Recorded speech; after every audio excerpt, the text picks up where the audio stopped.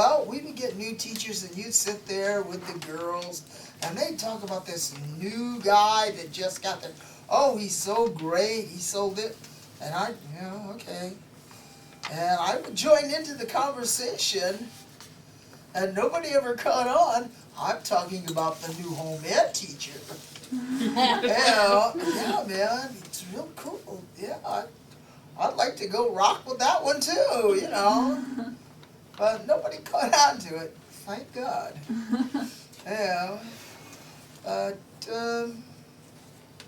didn't get actually involved in much of anything here until I met Cheryl, and then it was sort of tag along. I'm not a person that wants to be up there in the front lines. I'll stay in the back lines, I'll help make things move, but that's about it. And we've got 2 gorgeous daughters, and I can remember doing Lesbian Solidarity March, and one time when we were marching and the guys were there too, and we were marching, and guys would walk up and go, oh, the little girl, she's kind of tired. Do you mind if we carry her? I don't know you. But yeah, I had no problems with that. But I kept watching. Wherever he went, with my kid, that's where I was watching him, and I wasn't too far behind. Finally, this one guy walks up to me and he's going, lady, it's okay. He's not going to do anything to the kid. He's got 3 of his own, and I'm looking at you like, yeah, those are his. That one's mine. He says, he's great with kids. Don't worry. He won't do anything with them. And he didn't. He, all over the whole time, he marched down the street. They had talks. He was just sitting there with the kid on the shoulder. When he finished, he found me in the crowd, and he says, well, here she is. She's sort of asleep. How far's your car from here? He took the kid to the car, and we took her home, and I'm going, don't you want to come take her in the house? But that's about all I've, really done. You've done a lot, Sybil. You're a worker bee. Yes, she's a worker. Like you said, you stay in the background and make things happen. Sybil and I have done security together for numerous gay pride stuff, beyond belief. She's always there when something needs to be done.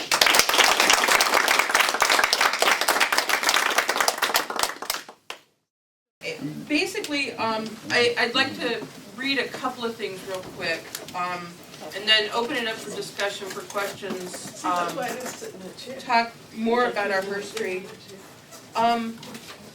Marches and demonstrations on behalf of various causes were fairly common in the 60s and 70s, as people took to the streets to show support of civil rights of African Americans or to protest the war in Vietnam. One of the first demonstrations for the cause of gay and lesbian rights was a homophile march for the cause of gay and lesbian rights on July 4th, 1965. That was really the first march. About 50 people from the Mattachine, am I saying that right? Yes. The Mattachine Society and Daughters of Bilitis picketed the White House in Washington, D.C. to protest discriminatory employment practices by the federal government. During this protest, those that protested, women wore dresses, wore heels, wore nylons, men wore suits and ties. It was very formal, and that was really our first protest. Subsequently, after the growth of modern gay and lesbian rights in the 70s, several large marches on Washington have taken place. We've talked about some of them. The first march on Washington was October 14th, 1979. It drew more than 100,000 people to mark the 10th anniversary of the Stonewall riots, and also to protest Anita Bryant's anti-gay crusade. Yeah. Dan White had just assassinated openly gay San Francisco City Supervisor Harvey Milk. The march that generally considered the first Pride event took place in New York City on June 28, 1970. Thousands of participants from a score of organizations marched from Greenwich Village to Central Park to commemorate the first anniversary of Stonewall. Stonewall. What can we say? In 1969, June, there were riots for 3 days. We, the queer community, at that time period, it was a very, very different time period. You risked your life, you risked being arrested if you went to a gay bar. The mafia paid off the cops picked and chose what bars they wanted to crash, all over the United States. Queer folk had enough, and they locked the cops inside the Stonewall bar and rioted for 3 days. What was going on, Judy Garland had just died. The community, the men's community mostly, and transgendered. And many transgender of color, from what I understand. Yeah, it was a people of color bar. It was a people of color bar. They were tired of being abused by the police department, and you know, the light went on, the cops came in, they dragged you out, and you were lucky if you didn't get beat up. As a woman, you were lucky that if you didn't get raped. Most women got beat up and raped if they were arrested. You had to have 3 items of clothing of your gender on to be not taken to jail. Well, even in Diablos, I mean, you had, Yeah. if you danced too close with the woman, they would come, someone would come and separate you Yeah. from the person you were dancing with. Oh, yeah. I worked at the club, and I have a club t-shirt, which is now the Casbah at Kettner and Laurel. I worked at the club for about 2 years, from 82 to 84, when it closed. San Diego has a history of only allowing itself to have 2 lesbian bars. When one opens, another one closes. The Flame has closed, Patty's is open. Well, I had been working the door for about 2-3 months, and the vice cops walked in, and I worked as a bouncer. I was instructed to check everyone's ID. I asked them for their ID. They went like this and said, you know, we're cops. I said, excuse me, I need to see your ID. They were flashing their badges. They said, we're cops. You know, don't give us any lip. And I'm like, please sir, it's my job, I need to see you. You say one more word, we're dragging you out of here and we're arresting you. They turned on the lights, they turned off the music, and they proceeded to card every single woman, well, every single person in the bar. It was a lesbian bar.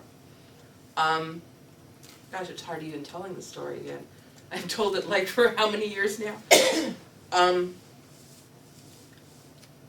They proceeded to sit in the bar and watch the bartenders pour drinks to make sure that they weren't overpouring or underpouring. And they, for probably about 3 or 4 months after that, they would visit the bar at least once a week, at least. And they were trying to shut the bar down by scaring the women away so that they wouldn't come.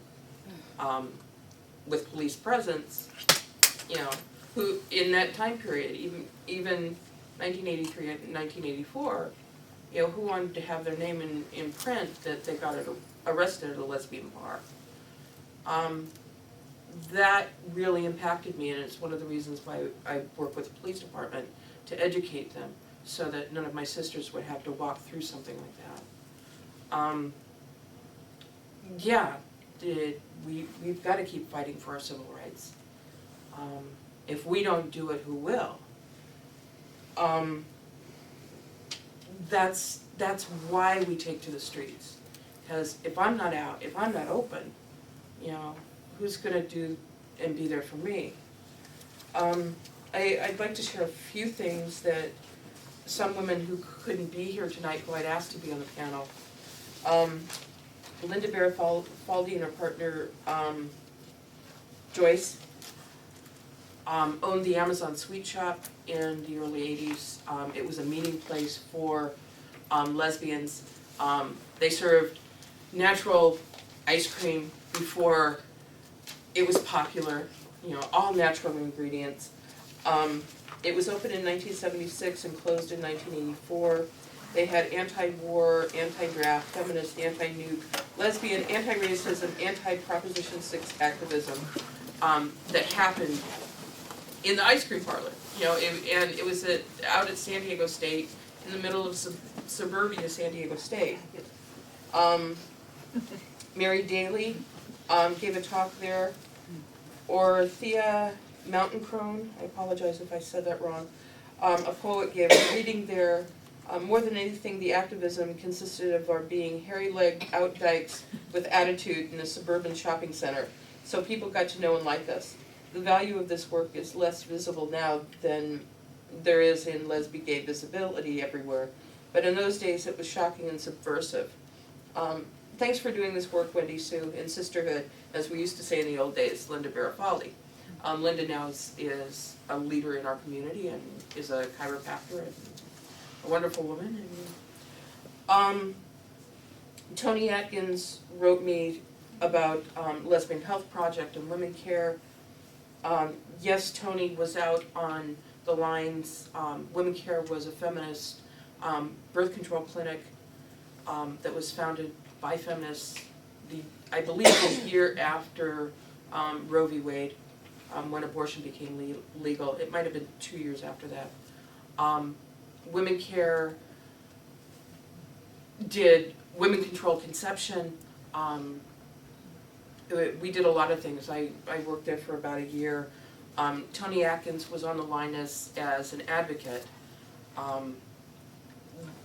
This was at the height of Norman Owens and the clinic protests and the clinic bombings that were going on. We had stones thrown at us. We were risking our lives in escorting women into the clinic so that not only could they get abortions, but get birth control.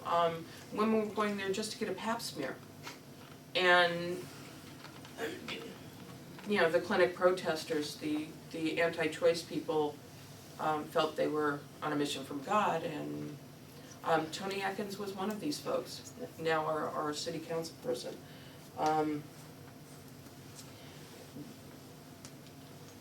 I feel like I'm eating time here. Let's see. Dorian Erickson Moore wrote me. She was one of the organizers of the early dyke marches. Berlin in the audience as well was. I didn't organize, I just went. You just went. Yeah. Another one of the quiet people in the back.